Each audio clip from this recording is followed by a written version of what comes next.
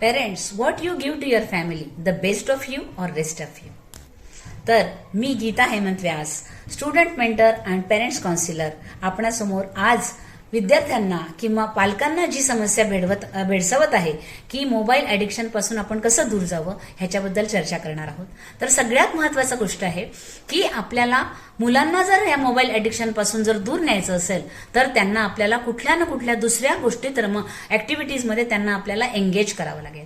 तर first activity is sports. So स्पोर्ट्समध्ये indoor games and outdoor games. Then second activity is smile time. That should be the family time. So children will be and all the family members will be together and they will enjoy it. And third will be the schedule. That is the timetable.